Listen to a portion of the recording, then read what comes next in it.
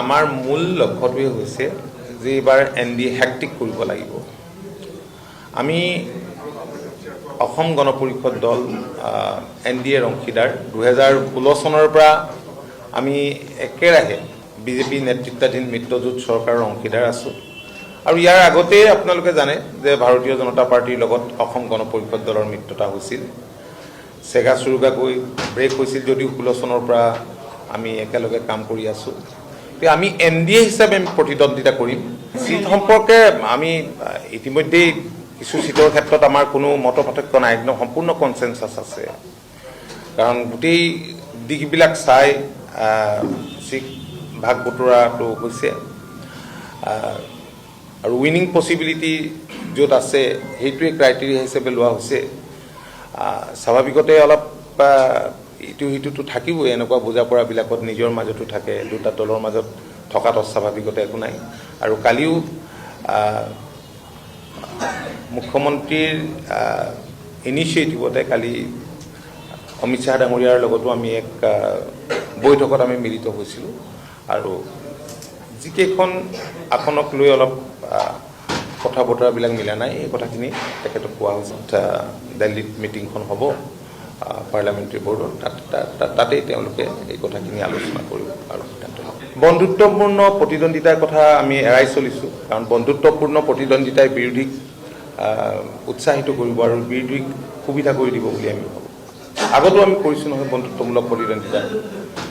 কেতিয়াবা বন্ধুত্বমূলক প্ৰতিদ্বন্দ্বিতাই অসুবিধাত পেলায়। কোনো এখন নিৰ্দিষ্ট আসনক লৈ মই বক্তব্য নাই, কিন্তু এই গ্ৰেটাৰ গুৱাহাটীত আমাৰ ডেফিনেটলি থাকিব। আমাৰ মূল লক্ষ্যটোৱে হৈছে যে এইবাৰ এনডিএ হেক্টিক কৰিব লাগিব। আমি অসম গণ পৰিষদ দল এনডিএৰ অংশীদাৰ 2016 চনৰ পৰা আমি একেৰাহে বিজেপি নেতৃত্বাধীন মিত্ৰজোঁট চৰকাৰৰ অংশীদাৰ আছোঁ। আৰু ইয়াৰ আগতেই আপোনালোকে জানে যে ভাৰতীয় জনতা পাৰ্টিৰ লগত অসম গণ পৰিষদ দলৰ মিত্ৰতা হৈছিল। চেগা চুৰুগাকৈ ব্ৰেক হৈছিল যদিও 16 চনৰ পৰা আমি একেলগে কাম কৰি আছোঁ। আমি এনডিএ হিচাপে আমি প্ৰতিদ্বন্দ্বিতা কৰিম। চিট সম্পৰ্কে আমি ইতিমধ্যেই কিছু চিটৰ ক্ষেত্ৰত আমাৰ কোনো মত পাৰ্থক্য নাই, একদম সম্পূৰ্ণ কনচেনচাছ আছে। কাৰণ গোটেই দিশবিলাক চাই চিট ভাগ বতৰাটো হৈছে আৰু উইনিং পচিবিলিটি য'ত আছে সেইটোৱে ক্ৰাইটেৰিয়া হিচাপে লোৱা হৈছে। স্বাভাৱিকতে অলপ ইটো সিটোতো থাকিবই, এনেকুৱা বুজা পৰাবিলাকত নিজৰ মাজতো থাকে, দুটা দলৰ মাজত থকাটো স্বাভাৱিকতে একো নাই। আৰু কালিও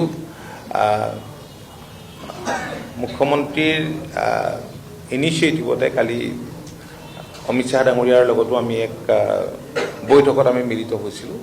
আৰু যিকেইখন আসনক লৈ অলপ কথা বতৰাবিলাক মিলা নাই, এই কথাখিনি তেখেতক কোৱা হৈছে। দিল্লীত মিটিংখন হ'ব পাৰ্লামেণ্টাৰী বৰ্ডৰ, তাতেই তেওঁলোকে এই কথাখিনি আলোচনা কৰিব আৰু সিদ্ধান্ত ল'ব। বন্ধুত্বপূৰ্ণ প্ৰতিদ্বন্দ্বিতাৰ কথা আমি এৰাই চলিছোঁ, কাৰণ বন্ধুত্বপূৰ্ণ প্ৰতিদ্বন্দ্বিতাই বিৰোধীক উৎসাহিত কৰিব আৰু বিৰোধীক সুবিধা কৰি দিব বুলি আমি ভাবোঁ। আগতো আমি কৰিছোঁ নহয় বন্ধুত্বমূলক প্ৰতিদ্বন্দ্বিতা। কেতিয়াবা বন্ধুত্বমূলক প্ৰতিদ্বন্দ্বিতাই অসুবিধাত পেলায়। কোনো এখন নিৰ্দিষ্ট আসনক লৈ মই বক্তব্য নাই, কিন্তু এই গ্ৰেটাৰ গুৱাহাটীত আমাৰ ডেফিনেটলি থাকিব।